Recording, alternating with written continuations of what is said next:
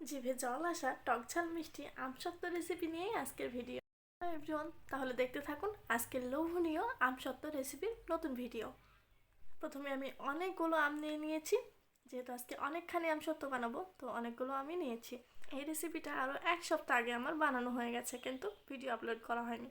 আর এই তো আমি আমগুলো সব খোসা ছাড়িয়ে নেব।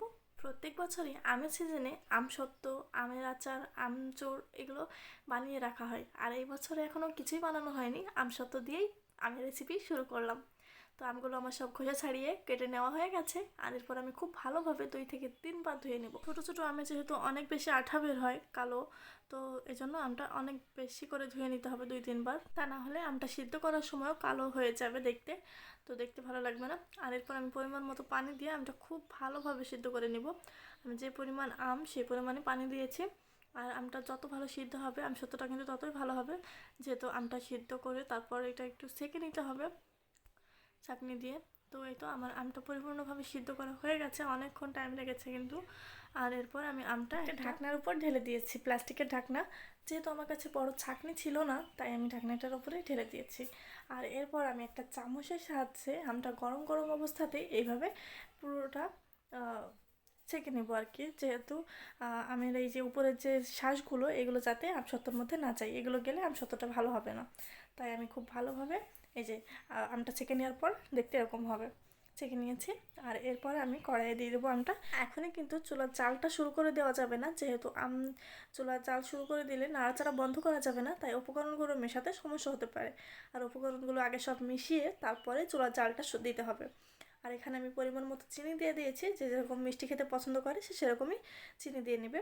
আর তারপর দিয়েছি পরিমাণ মতো বিট লবণ। আর এখানে আমি 5 ফোড়ন গুঁড়ো করে নিয়েছিলাম, 5 ফোড়নগুলো আগে ভেজে নিয়েছি, তারপর গুঁড়ো করে সবটাই দিয়ে দিয়েছি। আর এখানে আমি পরিমাণ মতো একটু শুকনো লঙ্কার গুঁড়ো দিয়েছি, আর দিয়েছি সামান্য লবণ। যেহেতু বিট লবণ দিয়েছি তাই লবণটা একটু চেখে নিয়ে পরিমাণ মতো দেওয়াই ভালো। এরপর আমি চুলায় দিয়ে দিব, সবগুলো উপকরণ খুব ভালোভাবে মিশিয়ে নিয়েছি আগে। আর এবার চুলার জালটাও শুরু করে দিব। আর এরপর তো 1 মিনিটও চুলা নাড়াচাড়া অফ করা যাবে না, যেহেতু এই যে আমটা টপ আপ করে ফুটবে আর ফোটার সময় হাতে পায়ে ছিটকে পড়বে আমটা, তাই একদমই নাড়া বন্ধ করা যাবে না। নাড়া বন্ধ করলে হাত পায়ে কিন্তু ফোসকা পড়ে যেতে পারে। আর এরপর আমি একটা থালা নিয়েছি, থালাটায় আগে পরিমাণ মতো তেল দিয়ে একটু মাখিয়ে নিয়েছি। আর তারপর এখানে আমি আমসত্ত্বর যে ডোটা হয়েছে সেটা দিয়ে খুব ভালোভাবে সব দিকটা সমান করে দিচ্ছি, যাতে রোদে শুকাতে সুবিধা হয়। আমসত্ত্ব কিন্তু চুলা থেকে নামানোর পরে রোদে দেওয়া যাবে না, সাথে সাথে রোদে দিলে এটা নিয়ে যাবে, যেহেতু এটা খুব গরম অবস্থা। তো আমি প্রথমে এখানে 2 ঘন্টার মতো ফ্যানের তলায় দিয়ে এটা ভালোভাবে শুকিয়ে নেব।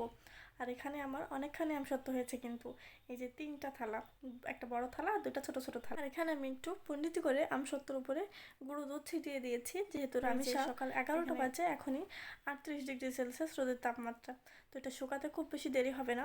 আর আমি যেহেতু ছাদে বসে রান্না করব, তো ওখানে আমি দিয়ে বেশি করে রান্না করছি, তবে পরে আমি এটা ঢাকা দিয়ে রাখবো। এই যে 3 দিন রোদে দেওয়ার পর আমার আমসত্ত্বটা একদম শুকিয়ে গিয়েছে, আর খুব ভালোভাবে উঠেও আসছে, যেহেতু আমি একটু বেশি করে তেল দিয়েছিলাম প্লেটে।